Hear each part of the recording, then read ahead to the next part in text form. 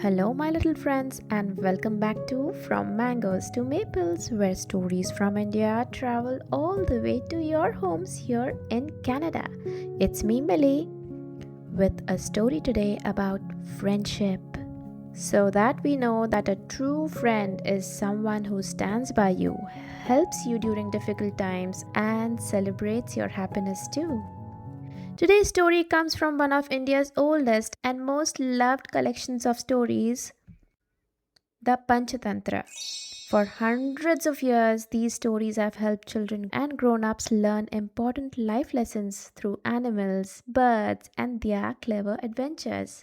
In fact, many of our older stories have also come from Panchatantra. You can listen to them.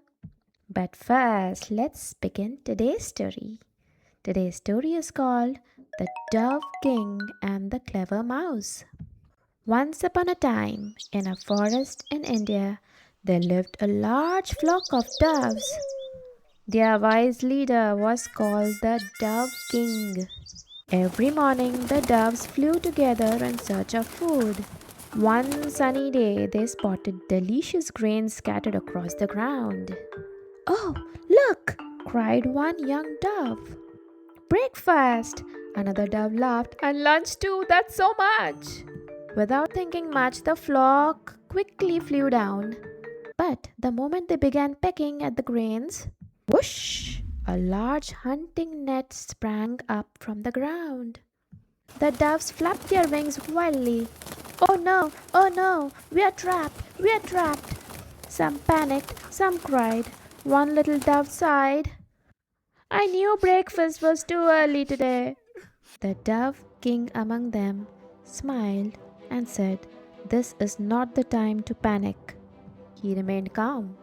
"It is the time to think," he said. The dove stopped fluttering for a moment. The dove king said, "None of us is strong enough to lift this net alone. But together, we might just be able to do that. On the count of 3, flap your wings as hard as you can. 1, 2, 3." The whole flock lifted together. To everyone's surprise, the heavy net slowly rose into the air. The hunter came running. "My net!" he shouted. "My birds! They are gone!" But the doves flew higher and higher, carrying the net away together. After flying for some time, the Dove King said, "I know someone who can help us," because the net was still stuck to them. The flock flew to a small hole beneath a tree. Out came a tiny grey mouse. His name was Hiranyaka. He was the Dove King's old friend. The mouse looked up in surprise. "My goodness, what happened to you?" "We need your help, friend," said the Dove King. The mouse began nibbling the ropes with his sharp teeth. First, he hurried towards the Dove King, but the Dove King gently stopped him. "My friend," he said, "please free the others first."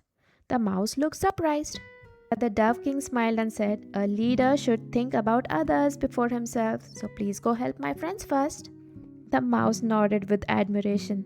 One by one, he chewed through every knot, and soon every dove was free. The flock flew happily into the sky once again. Before leaving, the Dove King thanked his tiny friend. "You may be small," he said, "but today you saved so many of us." The mouse smiled. "And today your flock showed me something too. When friends work together, even impossible becomes possible." Friendships grow stronger when we help one another. Whether you live in India or Canada or any other country in the world, you do know one thing: your friends may all have different strengths. One friend may be good at drawing, another may be great at solving puzzles, someone else may be brave enough to stand beside a classmate who feels left out. You don't all have to be the same. Good friends help each other, trust each other, and work together, especially when life gets difficult. Just like the Dove King and the clever mouse. Think, think, think. What is one way you can be a good friend to someone this week?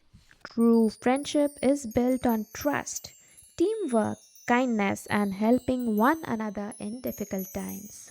So, until next week, from India's land to Canada's snow. May seeds of kindness always grow.